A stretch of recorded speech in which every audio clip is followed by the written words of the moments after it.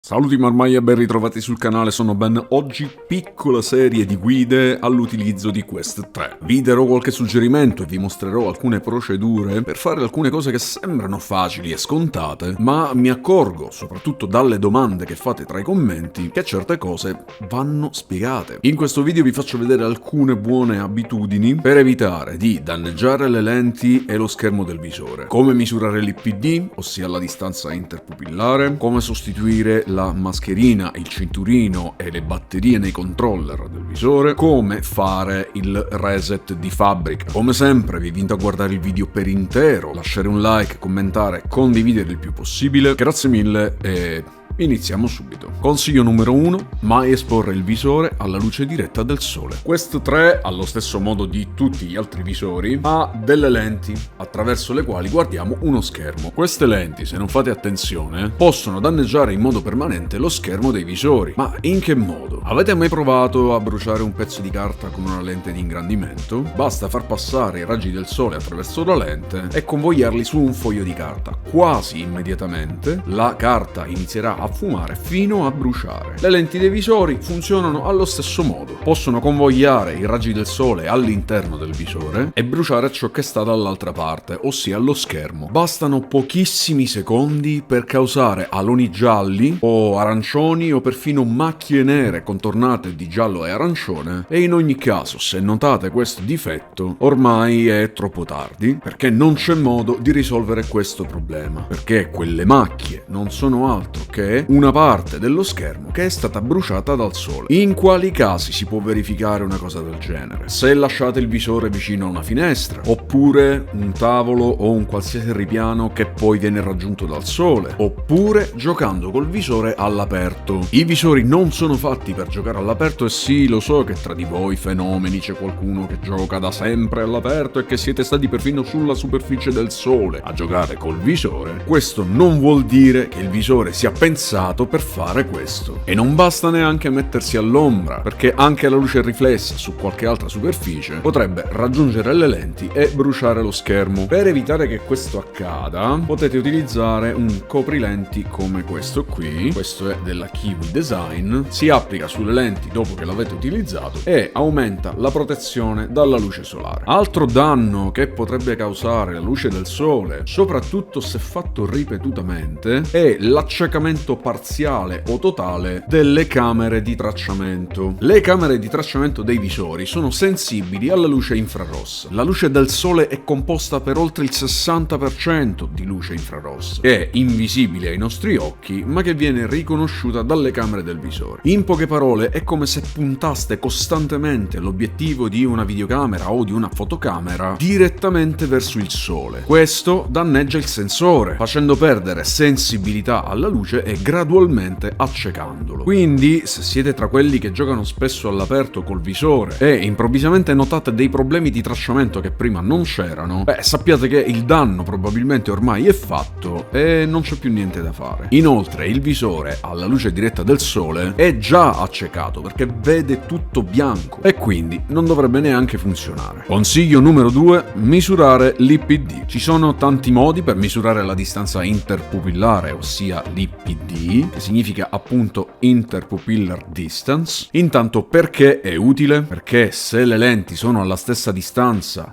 di quella delle vostre pupille, ciò che vedrete attraverso il visore sarà al massimo della nitidezza e ridurrete così sfocature, bagliori e altri difetti causati da un errato allineamento delle lenti con i vostri occhi. Per misurare l'IPD è possibile utilizzare alcune applicazioni gratuite da scaricare sul telefono, oppure, metodo che in assoluto è il più preciso, fare una visita presso un ottico che farà la misurazione attraverso un macchinario specifico. Ma il metodo che vi suggerisco oggi è gratuito e rapidissimo, nonché abbastanza preciso. Vi basta qualcosa del genere: un metro di carta, oppure un righello, o qualsiasi altra cosa simile abbiate a portata di mano, piazzare lo zero al centro della pupilla di uno dei vostri occhi. Suggerisco per esempio di farlo sulla fronte, non sul naso, perché c'è la piegatura del naso, e allungarlo verso l'altro occhio. Questa cosa potete farla davanti a uno specchio, ma per maggiore precisione vi suggerisco di scattare una foto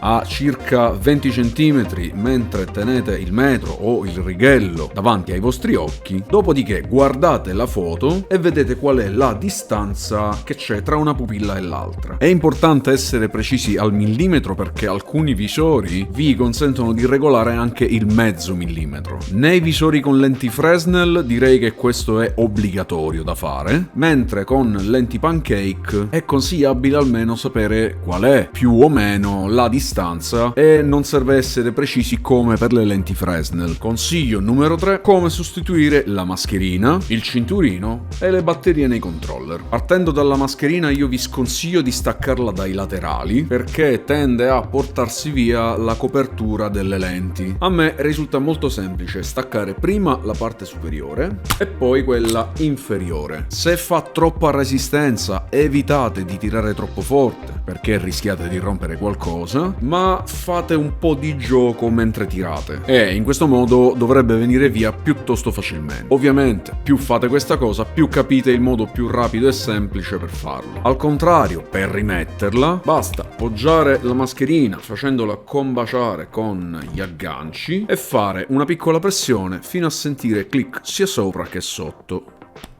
Ed è fatto. L'interfaccia di Quest 3 può essere regolata in profondità. Basta afferrarla in questo modo per muoverla avanti e indietro. Maggiore sarà la distanza dalle lenti, maggiore sarà la riduzione del FOV e si noterà un po' di più l'effetto maschera da sub. Ma parliamo di una cosa appena percettibile, quindi non c'è molta differenza. Aumentare la distanza delle lenti è molto utile per chi utilizza gli occhiali, visto che gli occhiali potrebbero toccare e quindi graffiare le lenti del visore. Per evitare che questo accada vi suggerisco l'acquisto di un paio di lenti protettive come quelle di VR Rock, che sono sottilissime, si montano in un attimo grazie all'aggancio magnetico, sono antigraffio, antiriflesso, antiluce blu e potete anche richiederle graduate, specificando ovviamente la vostra gradazione. Se avete problemi sia da vicino che da lontano, attenetevi a ciò che dice la stessa VR Rock,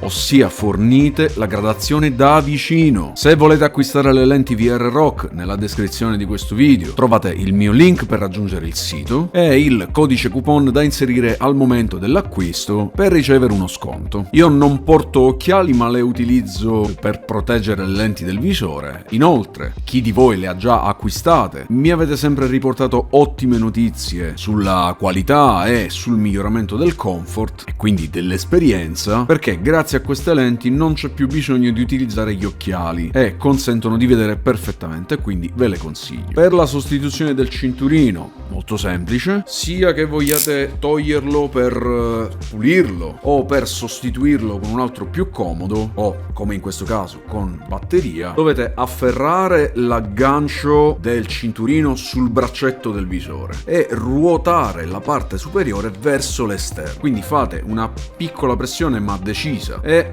viene via in un attimo. Per rimetterlo invece fate al contrario. Fate combaciare il foro del jack audio, posizionate la parte inferiore in modo che già si agganci e fate una piccola pressione sulla parte superiore oppure un piccolo ma rapido colpetto per fare agganciare il cinturino al visore. Ripetete lo stesso dall'altro lato ed è fatta. Al momento sto usando un cinturino della Kiwi Design con batteria, lo collegate al visore quando la carica della batteria è all'80% e avrete fino a 3 ore in più, quindi circa 5 ore in totale di gioco. Quando la carica è al 10% interrompete il gioco e soprattutto non fatelo spegnere, quindi non arrivate a carica zero. Lasciate il cinturino collegato al visore e collegate il caricabatterie direttamente al cinturino e in circa 6 ore si ricaricheranno entrambi, cinturino e visore. Se volete potete anche utilizzare uno stand di ricarica RGB, sempre della Kiwi Design, con possibilità di agganciare magneticamente il jack di ricarica, a patto che prendiate il modello del cinturino con l'aggancio magnetico sul cavetto. Se volete utilizzare questi accessori trovate il link in descrizione e anche in questo caso al momento dell'acquisto inserite i coupon che vi lascio accanto al link per avere uno sconto. Come cambiare le batterie ai controller di Quest 3? Molto semplice. Su ogni controller c'è uno sportellino sopra al quale c'è un piccolo tasto. Premendo questo tasto viene rilasciato lo sportellino, estraete la batteria e sostituitela con una carica. Rimettete lo sportellino in posizione assicurandovi che faccia click ed è fatto. Assicuratevi di utilizzare batterie da 1.5 volt, anche quelle ricaricabili devono essere da 1.5. E attenzione perché solitamente le ricaricabili più diffuse sono da 1.2 volt. Se utilizzate batterie con voltaggio inferiore potreste avere problemi di tracciamento o funzionamento dei controller. Infine, consiglio numero 4. Come fare il reset di fabbrica su Quest 3 per qualsiasi problema.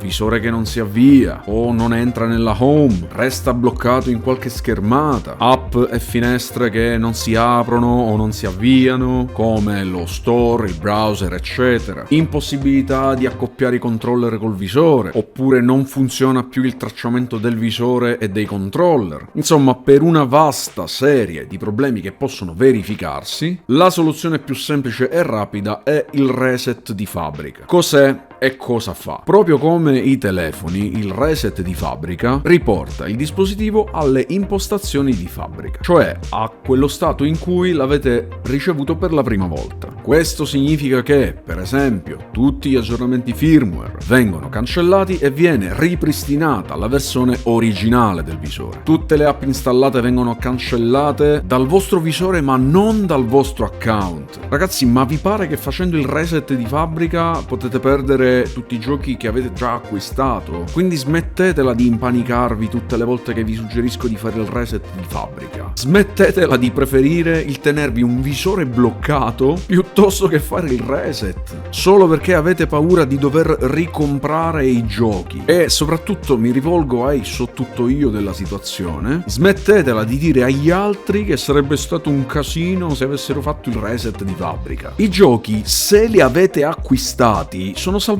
sul vostro account, quindi dopo il reset dovete semplicemente fare nuovamente il download del gioco, tutto qui. Se temete di perdere i giochi dopo il reset di fabbrica, beh, c'è qualcosa che non va, perché i giochi acquistati sullo store restano per sempre sul vostro account. Ora, come si fa il reset di fabbrica? A visore spento, tenete premuto per qualche secondo il tasto di accensione, contemporaneamente il tasto volume o alto o basso. Non so perché a volte cambia, quindi se non riuscite col tasto volume alto, riprovate col tasto volume basso. Dopo qualche secondo lo schermo si accende e potete rilasciare i tasti. Vedrete una schermata nera con delle scritte bianche. Usate i tasti di volume alto e basso per muovervi su e giù e scegliete la voce reset di fabbrica e poi tasto accensione per confermare. Confermate, attendete il completamento dell'operazione. Al termine il visore sarà ripulito da tutte le applicazioni e le informazioni del vostro account e quindi dovrete fare nuovamente la prima configurazione e reinstallare applicazioni e giochi. Vi ricordo di fare il reset di fabbrica anche se dovete restituire o vendere il visore. Prima di venderlo non dimenticate di fare il reset di fabbrica, altrimenti darete il visore a uno sconosciuto con il vostro account. E se avete collegato anche un metodo di pagamento, beh, insomma, credo sia chiaro che non sarebbe un bene. Ok, questi erano alcuni consigli sull'utilizzo di Quest 3, ce ne sono tanti altri che potrei darvi, ma lascio che siate voi a chiedermi tra i commenti come posso esservi utile e farvi diventare degli esperti di VR. Grazie per la visione completa, like, iscrizione e continuate a seguire attivando tutte le notifiche. Supportate il canale tramite il tasto super grazie. Da bene è tutto, ci vediamo alla prossima, un saluto Marmaglia.